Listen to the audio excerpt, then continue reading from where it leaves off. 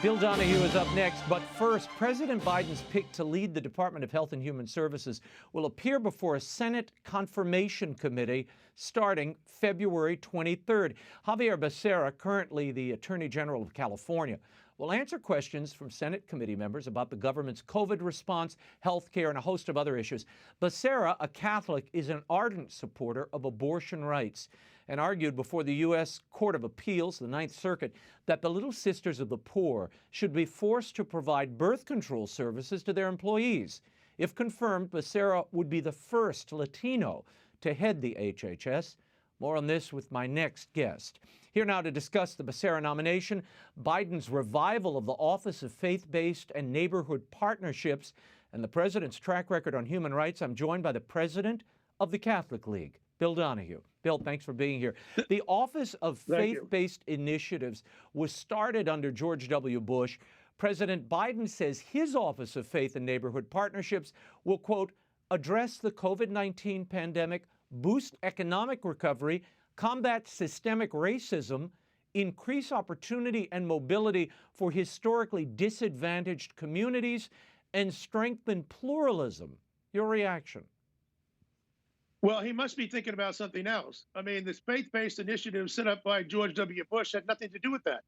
It deals with charitable organizations, social service agencies, and the like. Systemic racism, which is being manufactured in our schools and by the government, by the way, at the state, local, and federal level, is a problem because of what they are doing. It has nothing to do with faith-based initiatives. This is just a diversion. I guess they were going to sexualize and racialize every aspect of the Biden administration in every agency and in every department. Because if you take a look at the original intent of the faith-based initiatives, it has nothing to do with what he's talking about, which is a social engineering agenda. Given Biden's commitment to abortion and LGBT rights, how might that affect the practical work of this faith-based office, Bill? I mean, do you think there's going to be a religious litmus test applied? Well, there'll be a secular test, which is that, in other words, the religious interests have to bow to the secular. You're talking about the secularization of faith-based initiatives. Obama did this first, and of course, it was the Obama-Biden administration. So they're continuing with this practice. Let me give you, the audience, a couple of quick examples. You have Orthodox Jews who want to run a daycare for their own people. Obviously, if you have Catholics or Muslims or Mormons or somebody else running it, you can't be faithful to their tradition. That's what they want to do. I hope people understand that. They don't want people to be able to hire their own when you have faith-based programs, which means Orthodox Jews can't have Orthodox Jewish daycare centers. The same would be true of Catholics who object to same-sex people adopting children.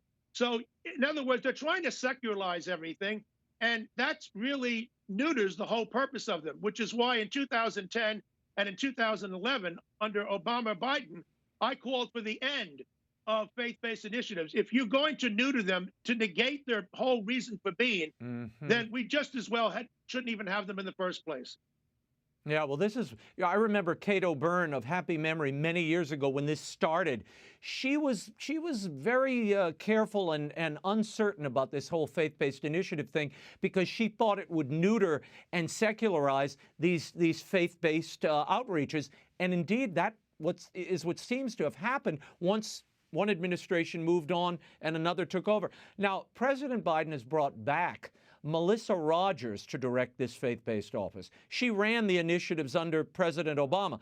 Bill, you wrote this about Rogers' appointment.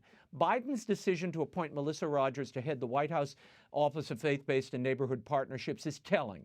He could not have chosen a more seasoned secularist to steer these faith-based entities. Why do you say that, Bill? Well, you have a faith-based initiative to reach out to the people of faith in the social service agencies and the charitable ones. Now, I have no objection to reaching out to religious minorities. It shouldn't just be the religious majorities. What did Rogers do? She reached out to professional atheists. She bragged about the fact that she brought in the Secular Coalition of America, some of whom are absolute religion haters, to welcome them in under the banner of religious pluralism. Now, if you're going to combat racism, you don't invite racists into the White House, okay? Why would you bring the enemy of religion into the White House in the name of faith-based initiatives? This is a woman who at every single turn, whenever there's a collision course between gay rights and religious liberty, she says religious liberty has to lose. I've never known a single case where she has said that religious liberty should prevail over gay rights. I mean, and yet gay rights are not in the Constitution. We know that the First Amendment enshrines religious liberty. Is this office's intent to foster cooperation between the government and faith groups, or is it to discourage their charitable efforts unless they ignored their deeply held religious beliefs, like the Little Sisters of the Poor? This is to get the faith-based communities across the country to understand that if you're going to deal with the government, we're here to secularize you. We're here to neuter you. And that's why Kate O'Byrne was right in what she said. She was right about so many things. But in fairness, Kate was not right about George W. Bush. He did, in fact, have faith-based initiatives that were real, that really did say, listen, when you're dealing with the poor, the track record of religious communities is so much better than that of secular agencies. So we can't discriminate against a faith-based initiative. What happened eventually when Obama came in, and maybe that's what Kate was thinking about, when he came in, that's when the secularization process took place. And to bring Melissa Rogers back again, to go back to the well, boy, does Biden ever send a message about what he thinks about religious liberty. Well, I'm also persuaded, Bill, and I've talked to a number of folks near the administration, I think this is also an organizing force where they are trying to, the Biden administration, assemble a kind of ragtag group of very small religious groups, meaning atheists, people who really don't have any deeply held beliefs or aren't part of any major communions, so that it looks like they have a faithful group in the way that Trump had evangelicals, Catholics, serious Jews on his side.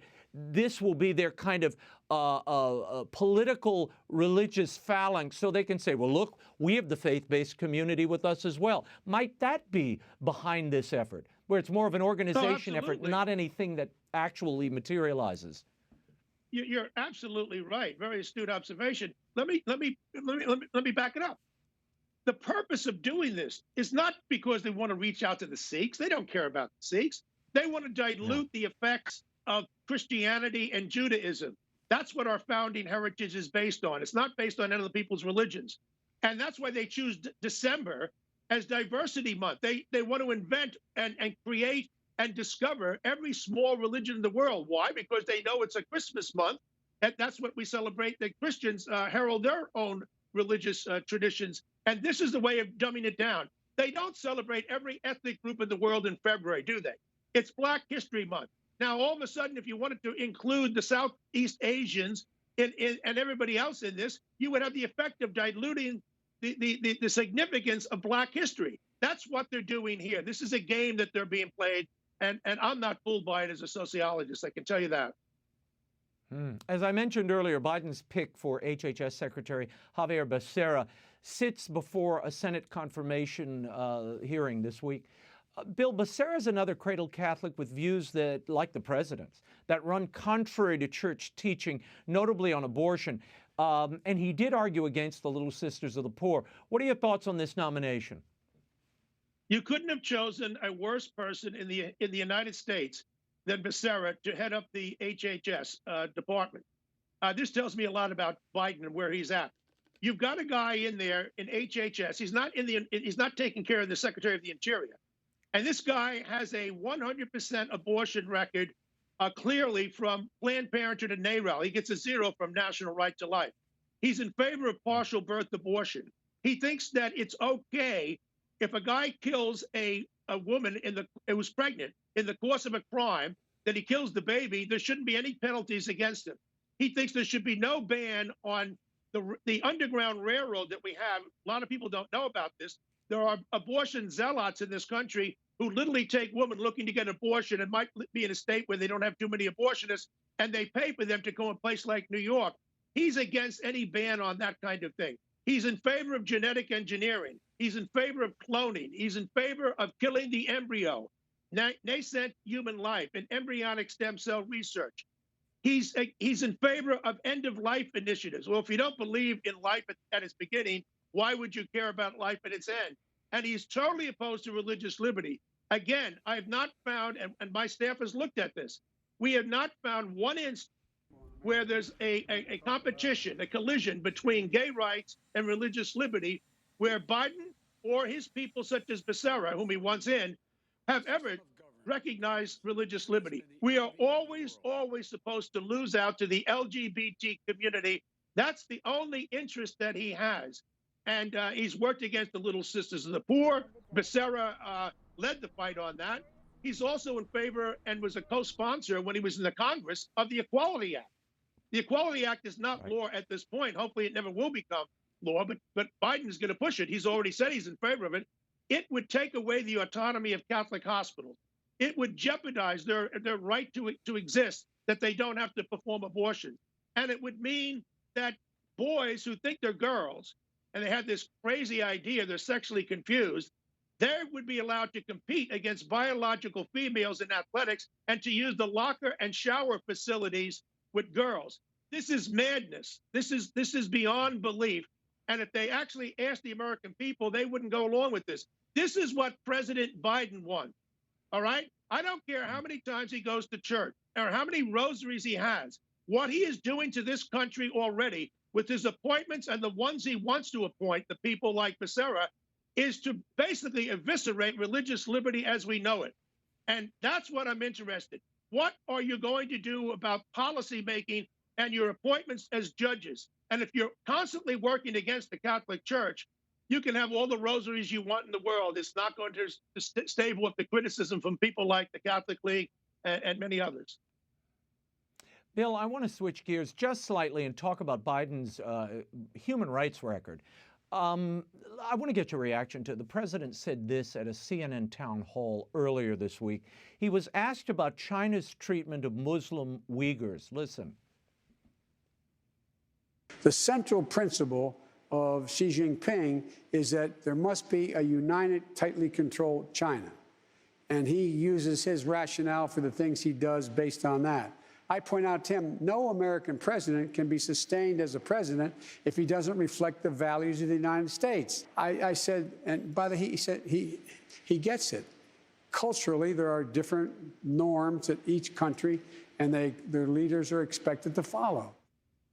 Different norms each country is expected to follow. Bill, we're talking about imprisoning people for their faith, sending them to labor camps. Some call this a genocide. Your thoughts, and how does this fit with the administration's overall prioritization of true human rights?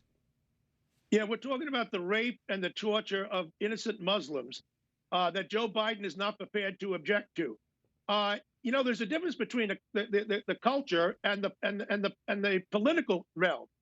This is not cultural norms. These are the strictures coming from the Communist Party. He doesn't understand the difference between the political and the cultural segments of our society. And by the way, if he's concerned about imposing our Western values on China and insisting on elementary human rights, why is his administration so busy? He just wrote a memo this month in February saying that in our foreign aid programs, we have to force the LGBTQI, XYZ, and I can't keep up with the alphabet soup, down the throats of other countries. Now, you know, a lot of people in Africa and in the Muslim world and in the Middle East and in Asia, they don't believe in this nonsense that we believe in this country of trying to radicalize and sexualize young people and this whole transgender movement. Yet, if you respected their norms and values, you would back off. But no, when it comes to that, you want to shove American values, our libertine sexual values down their throats. So Biden is simply ignorant about the difference between politics and culture, and he's a hypocrite on this other matter. Before we go, Rush Limbaugh, the iconic conservative radio host and broadcasting pioneer, passed away on Ash Wednesday. He interviewed you for his newsletter, I recall, several years ago. Your thoughts on his passing, Bill, and the vitriolic remembrances we're hearing in the media this week? Well, I am second to none in my admiration for Rush Limbaugh. He was a titan. This is a man who was able to articulate in a very commonsensical way conservative principles and philosophy to a whole class of people who may not have understood it. They had the instincts that way, but they didn't understand it until he did it. He was a giant. He was the one that, as Bill Buckley was a giant in creating National Review, well, he had a great effect, but the effect that Limbaugh had transcended that. He reached millions and millions of people who never even heard of National Review. And that's one of the reasons why he's so hated. I understand people disagree with Rush Limbaugh. He was nothing but kind to the Catholic League and so grateful and generous to me. I'm the one who felt honored that he would interview me. He was so humble. He acted like as if it's the other way around. I understand if people disagree with Rush Limbaugh. That's fine. But the hatred that we've seen from NBC News, and not just from some wacko people on the blogosphere, it's stunning.